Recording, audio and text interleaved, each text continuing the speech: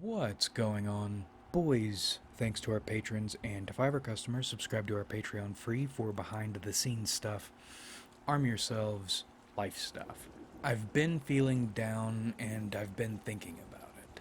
I'm calling it misfortune, but it's more like this ghost that could, at any moment, jump you and really hurt you. It's lurking everywhere, waiting for an ideal moment to strike, although it doesn't need an ideal moment to strike.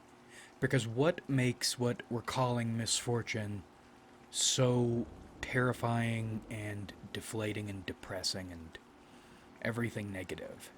When it decides to fuck with you, there's nothing you can do about it.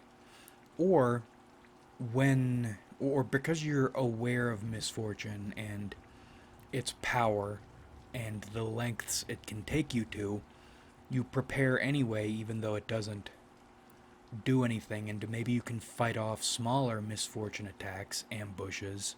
But that's more part of its game. Because anytime you defeat misfortune in an ambush, it's hard to feel good when you know if it wanted to, it could really hurt you. So your victories are not really victories, they are part of the game it's playing with you. It's playing with you. Because at any moment, if misfortune decides it's time to ruin you or to hurt you bad, there's nothing you can do about it. Ultimately, in its claws, you are powerless. And powerlessness is one of the worst, most terrifying and depressing feelings I think a person can feel. Like Vito Corleone, you spend your life trying not to be careless. You spend your life doing anything to avoid powerlessness. And ultimately, you are powerless, but even on the smaller levels, you're powerless. Instead, you spend most of your life with your face in the dirt, hoping for things to get better, or developing skills to try to make things be better. And that's painful because however far you come, you still are not getting anywhere near as far as you'd like, or you're even led to believe you could. And then sometimes the specter of misfortune comes along and attacks you through any number of its avenues or vehicles. And you're reminded, even if everything went exactly the way you wanted it to, you would still be powerless in your own life. And that's terrifying and depressing because I think all anybody really wants is control over their own lives. And it feels like this game is operating on space time layers overlaid over or within one another. Because you have your standard human level of bullshit, the level you exist in and fight in and don't make much progress in.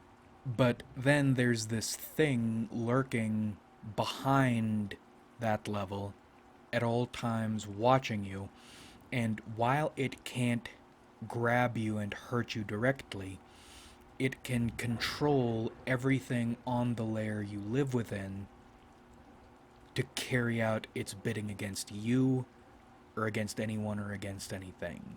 Natural disasters, human disasters, and when it gets to that demonstrating your powerlessness level, when it decides to take it that far, it's operating on a level you can't do anything about.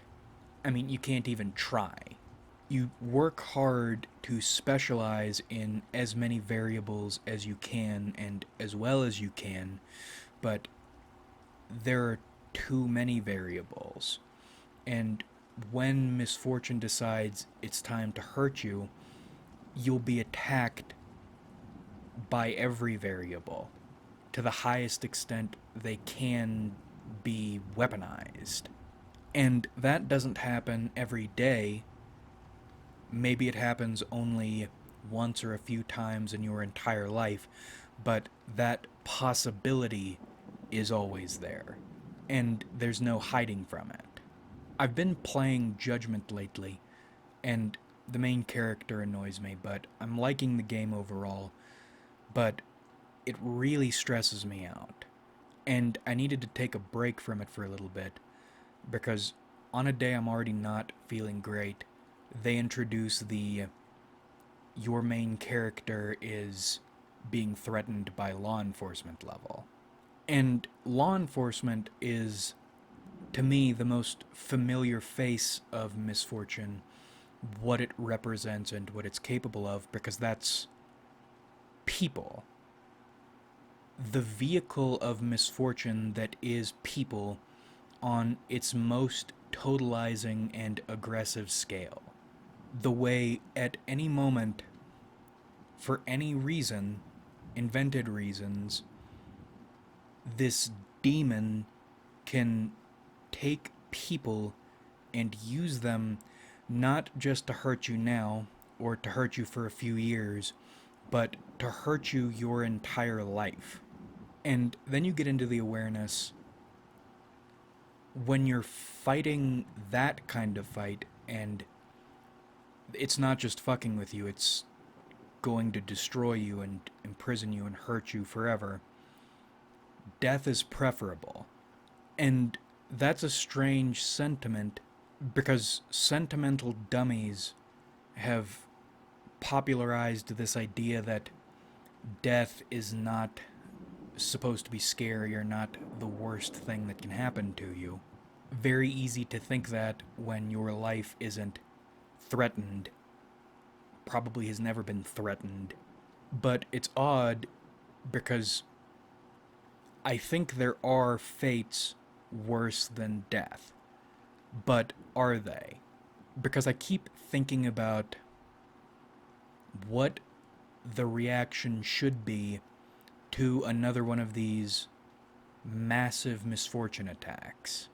When it becomes clear your subscription to standard life, for all its faults, has expired, and you are being sent into something, or you're being sent into a life that from this point until you die, whether that's 5 minutes from now or 60 years from now, is going to be a horror. If you had 30 seconds and horrible genie promise, yes, there's if you stay alive, what you're being sent into, there's not going to be some surprise relief if you stick it out. You're fucked if you stay alive. 30 seconds. Do you have it in you to die?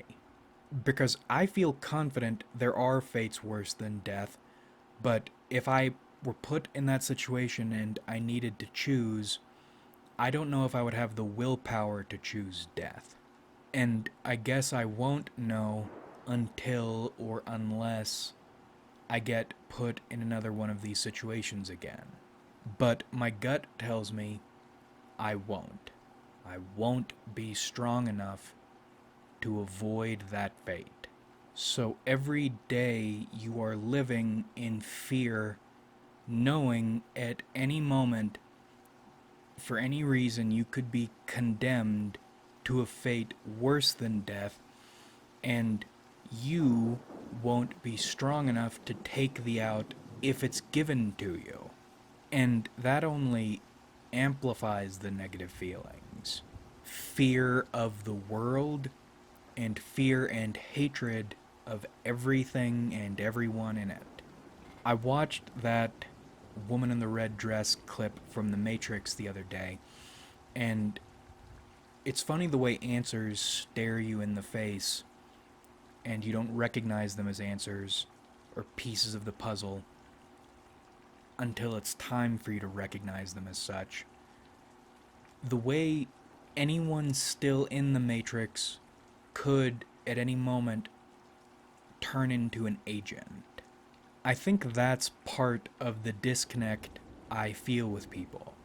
why I try not to get close with people, why I haven't been actively pursuing relationships, why I am, in fact, working not to be connected with people.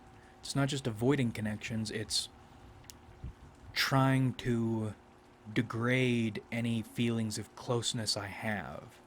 Because anyone at any time can and inevitably will be wielded at you like a weapon by this demon skulking around in the shadows of existence. How stupid are you to try to connect with bioweapons that exist to hurt you? Just because they're in an inert state right now. And not even all of them are in inert states. Many of them are just operating on. They are active, but on a lower level. And when they get activated, it's going to be so much worse than you can imagine. It's like you're playing chess, but you are a pawn, going up against not just other chess pieces, but against players.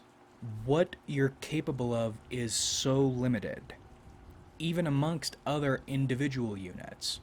Not to mention when all of these other units have decided it's time to target you, and there's still the possibility you could just get flicked over. If you somehow manage to rise up enough in the game, pieces can't threaten you. They always will be able to, but let's say hypothetically you do reach a point. On the board, you're the baddest bitch in the land. You're still not as bad as a player, and what you think is everything, your existence, it's just the board. And I'm always thinking about why we're alive, what we're here to do. And most of the time, it is taking the stranger aspects of life and extrapolating. As above, so below shit. What strange phenomena is there in life? And then, why might we be feeling it? Or what's causing it? Why is it happening? And we're always coming up with all sorts of different ideas. But let's look at, or let's do that, but from a misfortune point of view. Or maybe from an as tangible as we can get point of view. Death is one of the strange, mystical constants. Misfortune, powerlessness, suffering, especially delivered through every avenue in existence, is another constant. This demon. I don't necessarily think death is malevolent. Misfortune is very malevolent because it can and will overwhelm you and fuck you into the dirt, or fuck you into a position you'd rather be in the dirt. Or you should rather be in the dirt, even if you wouldn't because you're too afraid. Malevolence. And even if death is a neutral thing, which I don't even know about that, you have two things that are operating, at least to your point of view as a bio unit, against you. But then we look on your side. What do you have working in your favor? Well, you have technologies and patterns. And some technologies and patterns people have already mastered, but there are also patterns and technologies that either haven't been discovered or haven't been popularized. Here, I would put typology in there, because typology is such a potent tool, and I don't understand, one, why it's not everywhere to the highest level, and then two, why we have it in the first place. As a tool or as a pattern, that is way. It feels like something that we should not have, but we do, and it's confusing to me that we have it But again, it's not everywhere, it's not mastered. Why is that? I don't know, but there's stuff like typology out there for you to find. And although I love my mysticism, when I say tangible tools, I mean things that feel otherworldly, feel mystical, but work consistently in a way you can learn and understand. I love tarot. I wouldn't use tarot as a tool. For me, tarot is an auxiliary thing. And maybe that's a mistake on my part. Maybe I need to have more faith in it. But for me, if misfortune is kicking down my door to come kill me, I'm not reaching for the cards, I am reaching for the cognitive functions. And then you have, or the next tangible thing, you have righteousness, you have your instinct, you have your gut.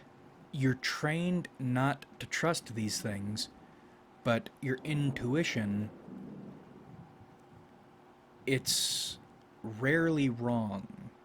For example, you get a bad vibe off somebody, and you try not to acknowledge it, or you try to give them the benefit of the doubt because you've been told to by dummies who say that's the good thing to do or the right thing to do. And then what always happens when you give somebody the benefit of the doubt, when you know you shouldn't, you get fucked.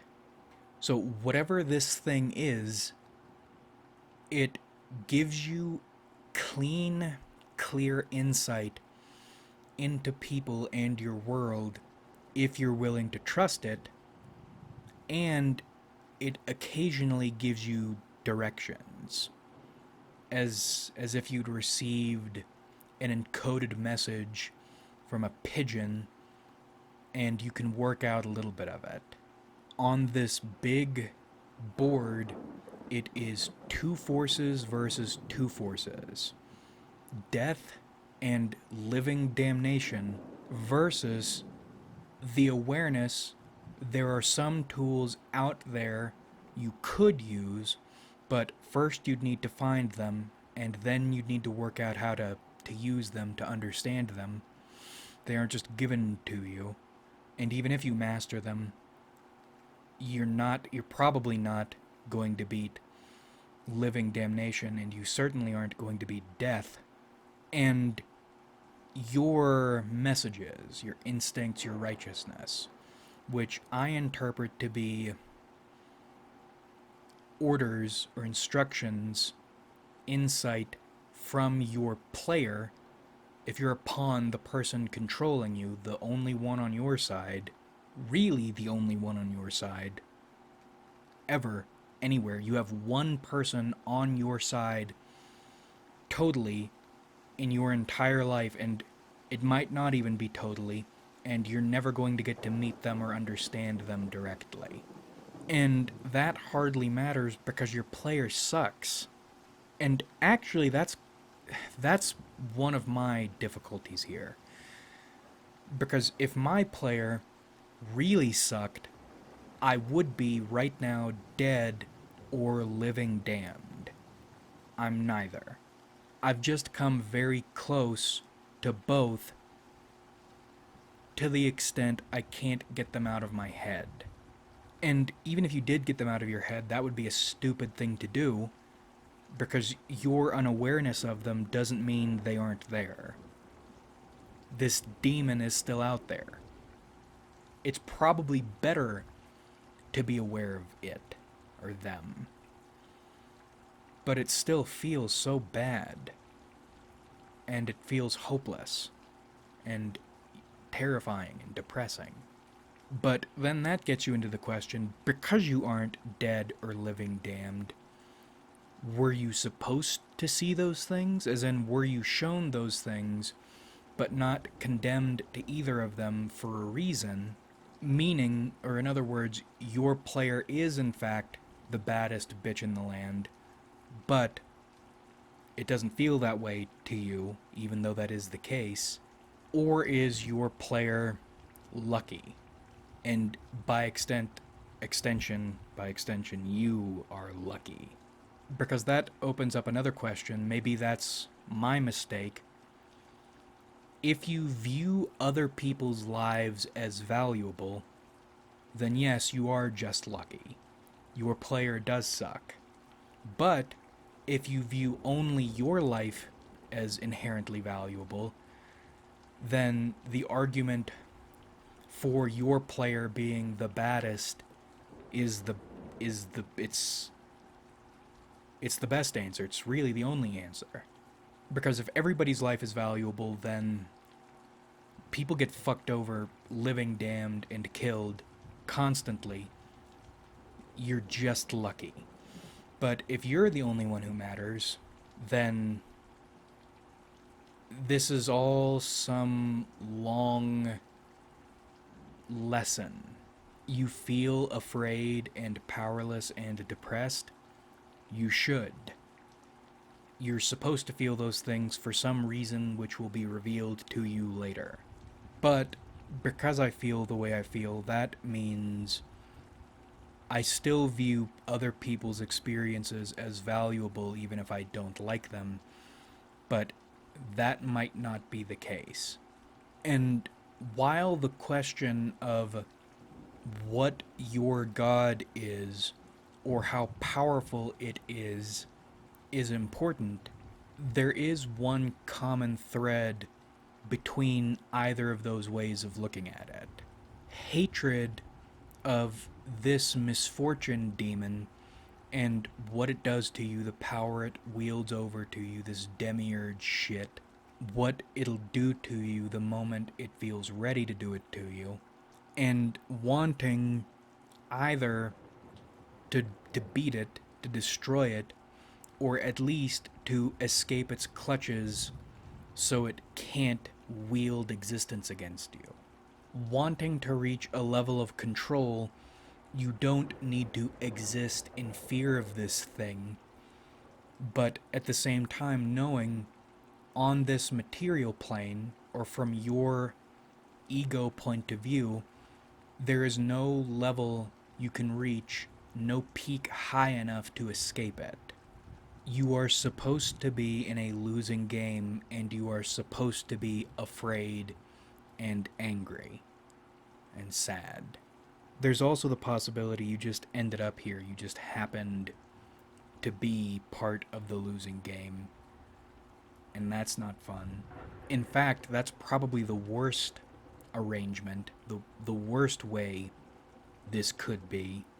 But all I want from life is to have some control, enough control to be comfortable enough to be happy, or at least not afraid and angry and depressed. And for right now, that's all. All I can do is pray for two things: pray for deliverance and pray for awareness of that deliverance, or enough awareness of that deliverance I can enjoy it.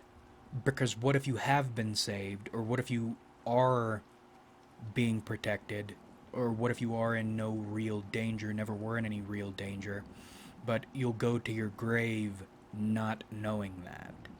If you are being protected, then why is there no satisfaction? I would assume if you're in no danger, then there's a reason you are being denied that satisfaction.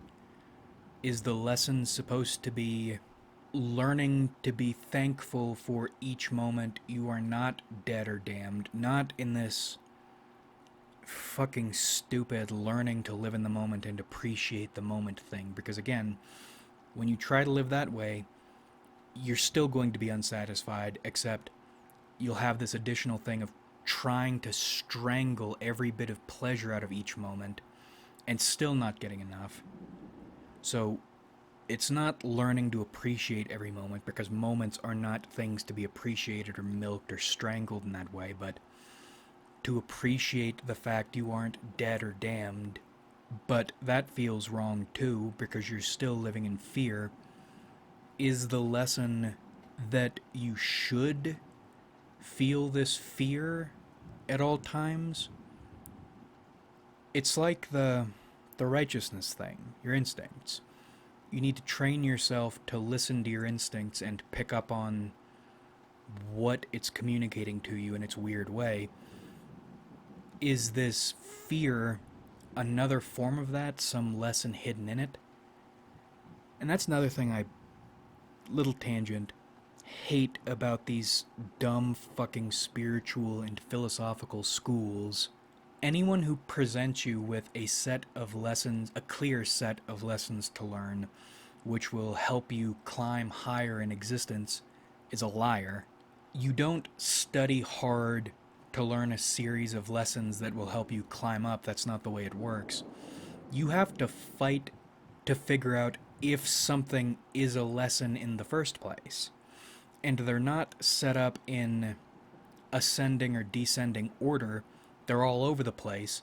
So you have to you have to decide if this rock is just a rock or if it's some kind of a fossil, and if it is a fossil, then what is it and what does it mean? And it's not like you find the next one, you put it onto that one, and you get to put together some greater lesson that's going to help you climb up. They're always unrelated. You have to figure out how to stitch them together yourself. And it's not like they're always waiting there for you. Sometimes they present themselves and then they disappear. It's a mess. Seeking is a mess. Anyway, I think I've talked myself out of that pit I was in just a little while ago. So we will cut it here. We haven't arrived at any answers, and it feels like we never really arrive at any answers. We just deal with our feelings about the things that are and the ways to interpret them. I sincerely hope one day we, and even if we don't get to do it, somebody burns that demon of misfortune and all its instruments into atoms, into non-existence, or inflict on them and it living damnation. I don't believe karma exists, but I hope there's a karma canon that has just been plugged for a long time, and one day it gets uncorked and all that shit, it and all of them get karma blasted horribly.